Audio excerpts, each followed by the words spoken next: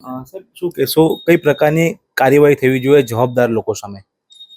અમે તો માગણી કરી છે કે ઉચ્ચ સ્તરીય તપાસ સમિતિ મુખ્યમંત્રી શ્રી ત્યાંથી ગાંધીનગરથી નિમે અને એને તપાસમાં મોકલે અને તમામે તમામ અધિકારીઓ અને પોલીસ તંત્રની પૂછપરછ કરીને ખરેખર આમાં કોની શું ભૂમિકા છે, કોણે કેટલા રૂપિયા લીધા છે, એ તમામ વસ્તુ પ્રજા સમક્ષ આવવું જોઈએ. સાહેબ સૌથી મોટી વાત એ પણ છે કે કતારગામના ધારાસભ્ય વિનુભાઈ મોરડિયા દ્વારા પણ આ જે ઘટના છે તેને ખૂબ ગંભીરતાથી લઈ રહ્યા છે અને મહાનગરપાલિકાની કાર્યવાહી સામે ને જે તપાસ કમિટીની જે રચના કરી છે મહાનગરપાલિકા તેની સામે પણ ગંભીર સવાલ ઊભા કર્યા છે.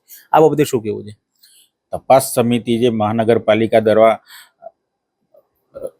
નક્કી કરવામાં આવી છે એમાં 3 થી 4 અધિકારીની સામે જ તપાસ ચાલી રહી છે કે એ લોકોએ ભ્રષ્ટાચારની ફરિયાદો છે, કોઈને એસીબીના ટ્રેપમાં પણ આવી ગયા છે. હવે એવા જ લોકો જો તપાસ કરશે તો એમાં તો કુલડીમાં ગોળ ભાંગવા સિવાય કશું થશે નહીં ને આમાં કશું સત્ય બહાર આવે એવું લાગતું નથી.